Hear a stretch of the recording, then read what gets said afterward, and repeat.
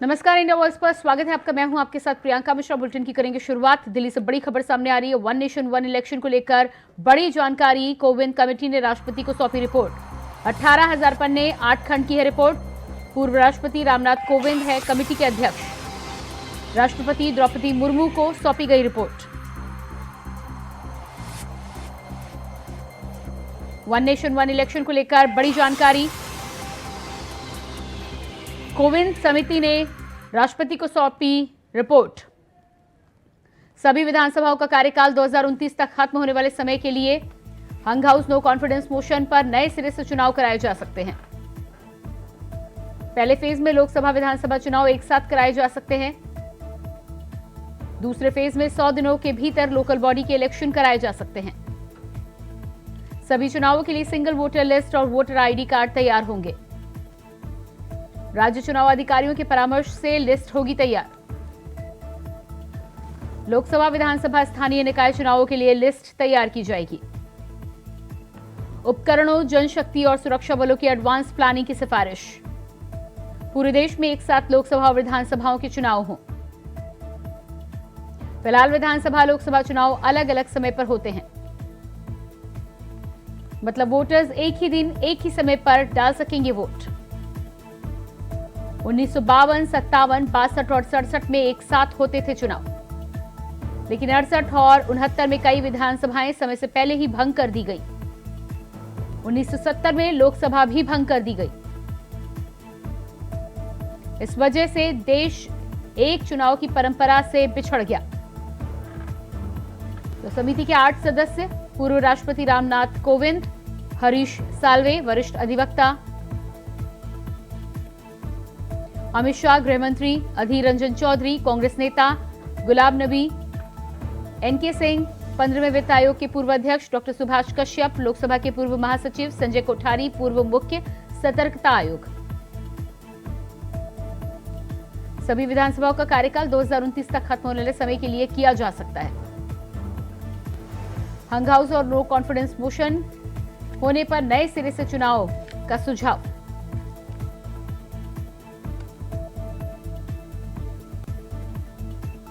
दूसरे फेज में 100 दिनों के इलेक्शन के भीतर लोकल बॉडी का चुनाव। सभी चुनावों के लिए सिंगल वोटर लिस्ट और वोटर आईडी कार्ड तैयार।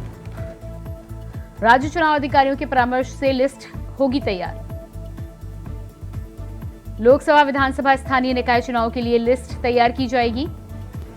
उपकरणों, जनशक्ति और सुरक्षा बलों की एडवांस प्लानिंग। पूरे देश में एक साथ लोकसभा और विधानसभाओं के चुनाव हों।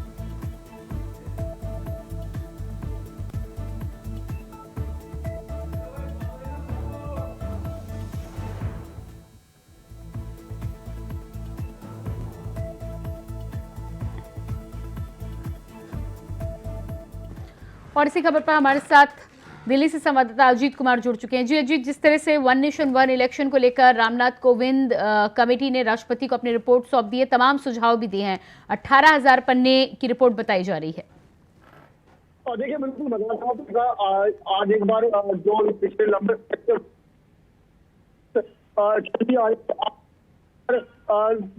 रामनाथ कोविंद की अध्यक्ष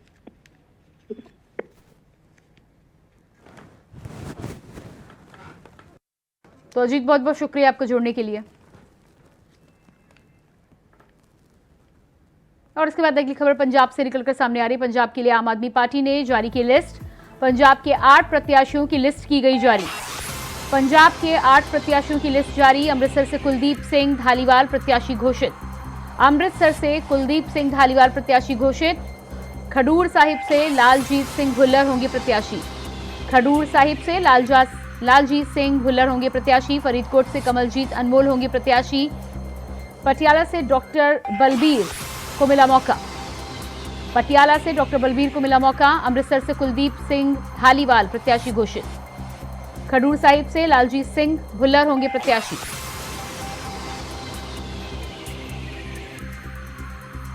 फरीदकोट से कमलजीत अनमोल होंगे प्रत्याशी।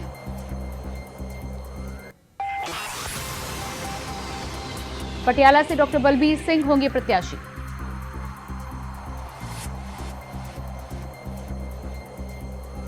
पंजाब के लिए आम आदमी पार्टी ने जारी की लिस्ट।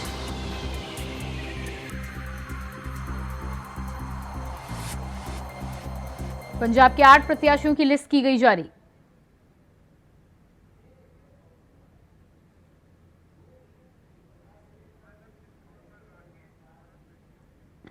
और इसी खबर पर हमारे साथ चंडीगढ़ से राकेश छावड़ा संवाददाता लाइव जुड़ चुके हैं। जी राकेश, जिस तरह से आम आदमी पार्टी ने उम्मीदवारों के नामों की घोषणा कर दी है, क्या कुछ जानकारी है और कितनी मजबूत दावेदारी पेश करेगी आम आदमी पार्टी?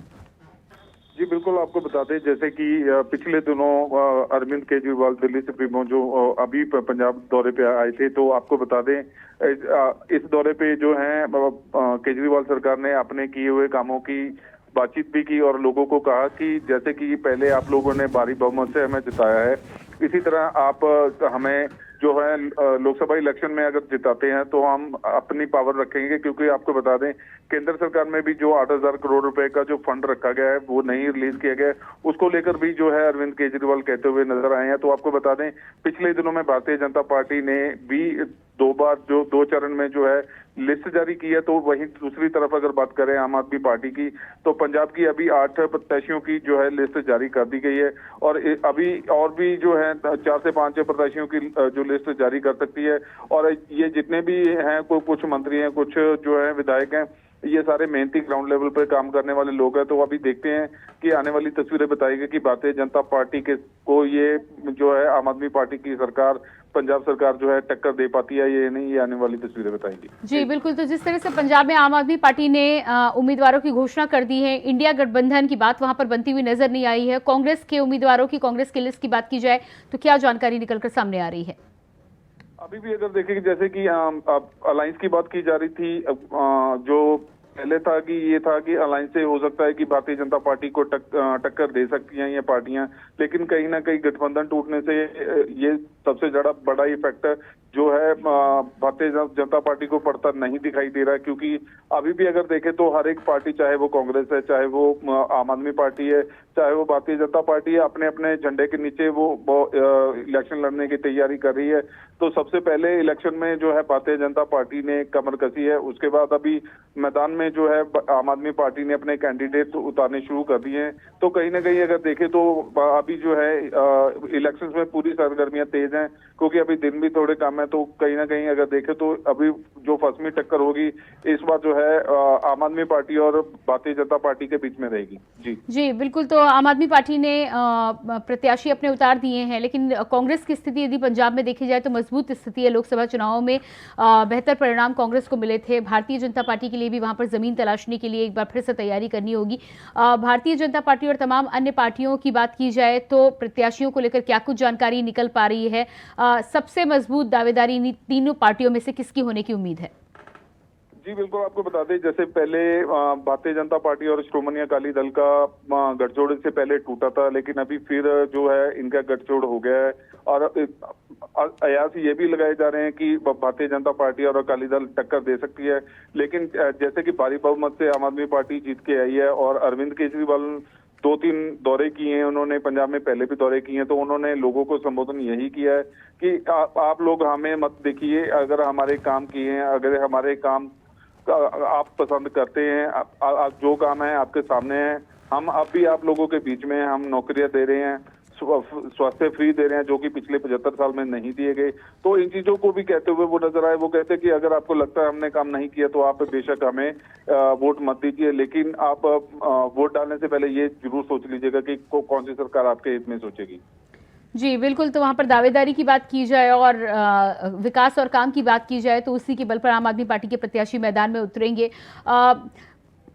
आम आदमी पार्टी के तमाम प्रत्याशियों को लेकर बात निकलकर सामने आ चुकी है, लेकिन 13 लोकसभा सीटें हैं। बाकी सीटों पर कब तक लिस्ट आ सकती है? पिछले 2 दिन में जैसे भारतीय जनता पार्टी ने जो लिस्ट जारी की है उसको लेकर कहीं ना कहीं ये देखा जा सकता है कि बहुत जल्द जो है दूसरी लिस्ट भी जारी की जा सकती है, लेकिन अभी इसके बारे में नहीं कहा जा सकता। अगले 1 या 2 दिन में हो सकता है ये जो है लिस्ट जारी कर दी जाए, लेकिन अभी पहली लिस्ट इन्होंने जारी कर दी है। इसके बाद बिल्कुल राकेश, इस तमाम जानकारी के लिए बहुत बहुत शुक्रिया आपका। और इसके बाद बात करेंगे अगली खबर की। लोकसभा चुनाव के लिए बिगुल बजने में अभी वक्त है, लेकिन चुनावी सरगर्मियां तेज हो चुकी हैं। पार्टियां जी जान से चुनाव की तैयारियों में लगी हुई हैं। तो वहीं अभी तक इंडिया गठबंधन में सीटों के बंटवारे को लेकर फैसला नहीं हो पाया है। दूसरी तरफ 24 के महारण के लिए बीजेपी ने प्रदेश की 14 सीटों में से 11 सीटों पर उम्मीदवार उतार दी हैं। बताते चले कि इंडिया गठबंधन में सीटों के बंटवारे को लेकर कई बैठकें हुई, लेकिन अभी तक बैठक पर फैसला साफ नहीं हो पाया है। इंडिया गठबंधन में चुनाव का जहां तक शोर की बात है, तो इस बार इंडिया गठबंधन इन जो सरकार जो चले उसके खिलाफ में गुरिल्ला युद्ध का ऐलान किया है और उन्हें पता चल जाएगा कि इस बार इंडिया गठबंधन में शोर नहीं है, लेकिन चुनाव जीतने की मादा रखता है इंडिया गठबंधन। और रही बात बीजेपी का, तो जितना शोर मचाना है मचा ले, जनता उनके साथ नहीं है। बिल्कुल साफ है, कहीं कोई दुविधा नहीं है। गठबंधन के तहत ही हम चुनाव लड़ रहे हैं, ये क्लियर। जो आप लोगों का प्रश्न है कि अभी तक लिस्ट जारी नहीं हुआ, तो बहुत जगह भाजपा का भी लिस्ट जारी नहीं हुआ, पूरे भारत का नहीं हुआ। हम भी समय पे लिस्ट जारी कर देंगे, नामांकन से पहले लिस्ट जारी हो जाएगा। तो सब्र रखें, हमारे नेता आपस में बात कर रहे हैं और ये शीर्ष नेतृत्व का काम है, तो समय रहते वो लिस्ट जारी हो जाएगी। कितने सीट पर आरजेडी लड़ेगी झारखंड? झारखंड में देखिए 4 सीटें ऐसी हैं जहाँ पे हमारी दावेदारी बनती है, पर ये भी जानते हैं कि सच कहें तो हमारे गठबंधन के साथियों को ही आगे आके ये कहना चाहिए कि हाँ, आप इन 4 सीटों के दावेदार हैं और आप लड़िए। पर ये भी जानते हैं कि हमारे साथी जो हैं इतने बड़े दिल के नहीं हैं जितने कि लालू जी हैं।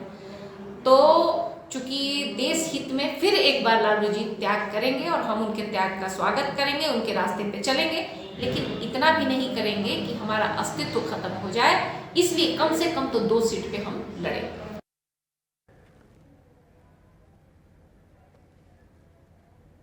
और इसी खबर पर हमारे साथ रांची से अजय कुमार पांडे बने हुए हैं। जी अजय, जिस तरह से भारतीय जनता पार्टी ने प्रत्याशियों के नामों का ऐलान कर दिया है, लेकिन इंडिया गठबंधन की बात की जाए तो अभी भी पेच फंसा हुआ है और प्रत्याशियों को लेकर नाम साफ नहीं हो पाया है। क्या कुछ तैयारी, क्या सुगबुगाहट सुनने को मिल रही है?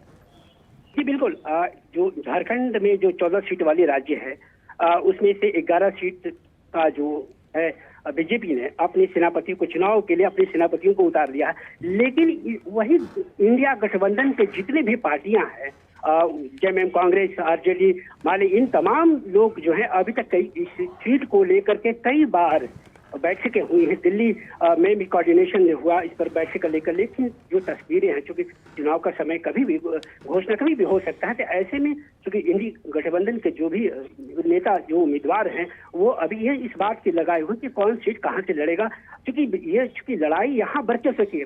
झारखंड मुक्ति मोर्चा जो है एक सबसे बड़ी पार्टी है झारखंड में, क्योंकि जो साझे में सरकार भी चला रही है, उनको संथाल से लेकर कोहलान तक की सारी सीटें चाहिए। लेकिन दूसरी जगह पर कांग्रेस भी अपनी दावेदारी कर रही है कि संथाल से लेकर के कोहलान के कई सीट ऐसे हैं जो कांग्रेस की भी दावेदारी बनती है और झारखंड मुक्ति मोर्चा की भी दावेदारी बनती है। इसी लेकर के लगातार चीजें हैं जो वो अभी तक समझ नहीं पाए। दूसरी तरफ जो आरजेडी है, उसकी आरजेडी जो उनके साथ साझे में है, साझे की सरकार में है, आरजेडी का जो पलामू क्षेत्र है वो उनका गढ़ माना जाता है आरजेडी का, लेकिन वो अब वहाँ जो है कांग्रेस भी अपनी दावेदारी ठोक रही है। तो ऐसे में जो इन लोगों के बीच में अभी तक समायोजन वाली जो बात है, ये लेकर के अभी तक तय नहीं हो पाया है। और क्योंकि दावेदारी इसलिए चूंकि यहाँ वर्चस्व की लड़ाई है, हर कोई अपना पार्टी चाहता है कि हम अपने क्षेत्र में जो जितनी मजबूती है और उसी हिसाब से दबाव डालकर, यानी पॉलिटिक्स, प्रेशर पॉलिटिक्स के माध्यम से हम अपने अधिक से अधिक सीटें लोकसभा में ले और ताकि पार्टी एक बड़े रूप में तमाम चीजें हो गए। लेकिन ये बात अभी तक इस समय नहीं है, लेकिन ये इसका खामियाजा लगता है कि लोकसभा चुनाव में देखने को, क्योंकि जितनी भी विलंब होगी ऐसे स्थिति में, तो उतने में गठबंधन जो है वो टूटता जा रहा है। क्योंकि आपने पिछली बार देखा होगा कि CPIM जो है, जो कि साझे की सरकार में है, उनके एक विधायक उनकी समर्थन सरकार में है, लेकिन उन्होंने जब ये इन दोनों की रवैया, जो झारखंड मुक्ति मोर्चा और कांग्रेस जो बड़ी पार्टियां हैं, उन दोनों पार्टियों की जो सम्मेलन नहीं बनने के कारण उन्होंने पिछले दिनों ने ऐलान कर दिया कि हम पूरे झारखंड में 7 सीटों पर हम चुनाव लड़ेंगे। तो ऐसे में मुझे लगता है कि आरजेडी जो 4 सीटों की जो मांग रही है, पलामू से लेकर के गोड्डा तक जो लोकसभा है उन मांग, तो मुझे नहीं लगता है कि आने वाले समय में जो आरजेडी को भी एक भी सीट पर सहमति बन जाए, ऐसा कोई अभी तक दिखाई नहीं दे रहा है। जी जी बिल्कुल अजय, इस तमाम जानकारी के लिए बहुत शुक्रिया आपका। इरफान सोलंकी की कोर्ट में हुई पेशी, वीडियो कॉन्फ्रेंसिंग के जरिए हुई पेशी। 19 मार्च को कोर्ट सुनाएगा फैसला।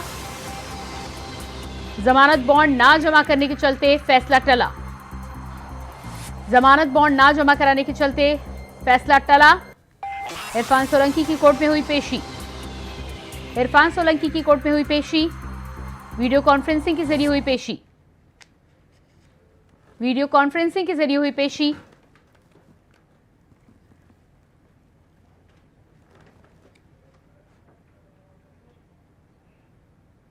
और इसी खबर पर ज्यादा जानकारी के लिए हमारे साथ लखनऊ से मोहम्मद आसिफ लाइव जुड़ चुके हैं। जी मोहम्मद आसिफ, जिस तरह से इरफान सोलंकी की पेशी की बात हो रही थी, वर्चुअली आज पेशी कराई गई और जमानत बॉन्ड ना जमा कराने के चलते फैसला टाला गया है। जाज मऊ अग्निकांड मामले में आज सपा विधायक इरफान सोलंकी और उनके भाई रिजवान समेत 5 लोगों पर फैसला एमपी एमएलए कोर्ट आज फैसला सुनाती, लेकिन 2 अभियुक्तों के जमानत में बाहर होने के चलते बेल बॉन्ड नहीं भरा जा सका। और वहीं दूसरी तरफ सपा विधायक इरफान सोलंकी को महाराजगंज से कानपुर जो है अदालत पर नहीं पेश किया जा सका सुरक्षा कारणों के चलते। तो ऐसे में अब यह सुनवाई टल गई है और इस मामले की अगली सुनवाई 19 तारीख को होगी, 19 मार्च को होगी। और बता दें कि इस मामले में जिस तरह से जो तैयारी की गई थी, कहा जा रहा था कि आज ही फैसला आ जाएगा, लेकिन अब इस मामले की सुनवाई 19 मार्च को होगी। और जिस तरह से जो तैयारी की गई थी और बनाया जा रहा था कि अग्निकांड मामले में आज एमपी एमएलए कोर्ट फैसला सुना देगी, आज यह मामला टल गया। जी प्रियंका। जी बिल्कुल मोहम्मद आसिफ, इस तमाम जानकारी के लिए बहुत शुक्रिया आपका। और इसके बाद आइए आपको सीधे लिए चलते हैं अयोध्या, जहां पर मुख्यमंत्री योगी आदित्यनाथ पहुंचे हुए हैं। क्या कुछ कह रहे हैं आप भी सुनिए। पूछना चाहिए कि पूरे देश के अंदर पहुंचे। भारत माता की, भारत माता की, भारत माता की, वंदे वंदे वंदे, जय श्री राम, जय श्री राम। अयोध्या की सैकड़ों करोड़ रुपए की परियोजनाओं के लोकार्पण कार्यक्रम में आज इस समारोह में उपस्थित यहां के लोकप्रिय सांसद श्री लल्लू जी महाराज, जिनका आपने भाषण सुना, लगातार प्रदेश सरकार में मंत्री के रूप में, विधायक के रूप में, एक सांसद के रूप में और इस दिन रात एक करते हुए उन्होंने अयोध्या को सजाने, संवारने और उस विजन को जिसके लिए राम भक्तों ने अपना पूरा जीवन समर्पित किया, उस संकल्पना को साकार करने के लिए जिन्होंने अपना पूरा जीवन समर्पित किया है, ऐसे श्री लल्लू सिंह के हमारे महापौर, जिन्होंने महापौर बनने के बाद अयोध्या की सजाने, संवारने और स्वच्छता के नए मानक को स्थापित अयोध्या के माध्यम से किया है, ऐसे पंडित गिरीश त्रिपाठी जी, जिला पंचायत अध्यक्ष श्रीमती रोनी सिंह के, अयोध्या के हमारे लोकप्रिय विधायक श्री प्रकाश गुप्ता जी, माननीय विधायक दीपिकापुर डॉक्टर अमित चौहान जी, माननीय विधायक गौरी रामचंद्र यादव जी, पूर्व महापौर ऋषिकेश उपाध्याय जी, भारतीय जनता पार्टी के जिला के अध्यक्ष श्री संजीव सिंह जी, महानगर अध्यक्ष कमलेश श्रीवास्तव जी, पूर्व विधायक रामू प्रियदर्शी जी, पूर्व विधायक बाबा गोरखनाथ जी, लोकसभा के प्रभारी श्री कृष्ण शास्त्री जी, महानगर प्रभारी श्री विजय प्रताप सिंह जी, डॉक्टर कांके बिहारी मणि त्रिपाठी जी, ओम प्रकाश सिंह जी, रामकृष्ण तिवारी जी, अभिषेक मिश्रा जी अवधेश पांडे जी भारी संख्या में अयोध्या जनपद के मेरे सभी उपस्थित बहनों और भाइयों, प्रभु रामलला के भव्य दिव्य और भव्य मंदिर में विराजमान होने के उपरांत इतने बड़े सार्वजनिक कार्यक्रम में मुझे पहली बार आने का अवसर प्राप्त हुआ है। मैं आप सबका हृदय से अभिनंदन करता हूं। और आज का कार्यक्रम में आपका अभिनंदन करने के लिए इसलिए भी आया हूं कि अयोध्या ने फिर से अपने आप को साबित किया है आतिथ्य सेवा का। आप सोचिए कि मैं एक सप्ताह पहले देख रहा था, 22 जनवरी से लेकर के और 10 मार्च तक 1 करोड़ श्रद्धालुओं ने प्रभु रामलला का दर्शन अयोध्या धाम में किया। और प्रभु की ऐसी कृपा, प्रभु की ऐसी कृपा कि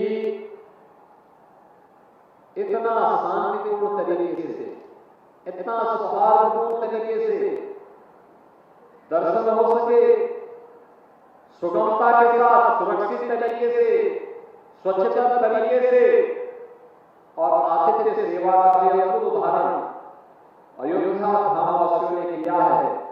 मैं उन सभी का हृदय से अभिनंदन करता हूं और इस दिन को देखने के लिए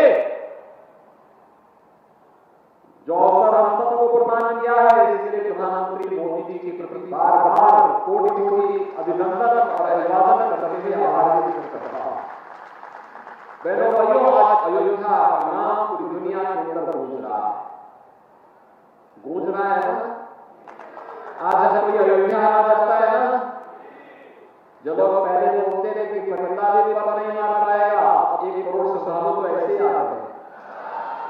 बोलते थे ना, पहले लोग बोलते थे ना, अब आप देखो 1 करोड़ आज भी आया, पूरा भरा हुआ है,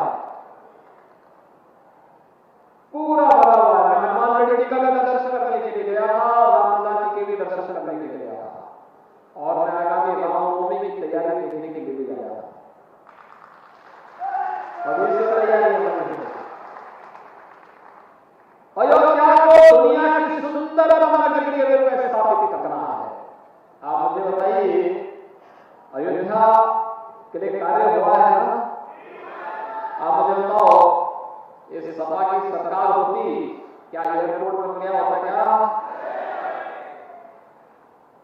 अयोध्या में जो एक 4 लेन और 6 लेन की सड़कें बनी है, क्या समाजवादी पार्टी बना पाती? क्या उम्मीद करते हैं क्या? ये सुरक्षित माहौल और सदाचार जो मानक आपने अयोध्या में देखा है, क्या ये सपा बसपा या कांग्रेस के लोग दे पाते क्या? और आज अयोध्या आने के देश और दुनिया का हर श्रद्धालु आतुर दिखाई दे रहा है। क्या उनके कारण क्या? तो ये आप अयोध्या से सुन पा रहे थे मुख्यमंत्री योगी आदित्यनाथ को। और इसी के साथ फिलहाल इस बुलेटिन में इतना ही। खबरों के लिए बने रहिए इंडिया वॉइस के साथ। नमस्कार।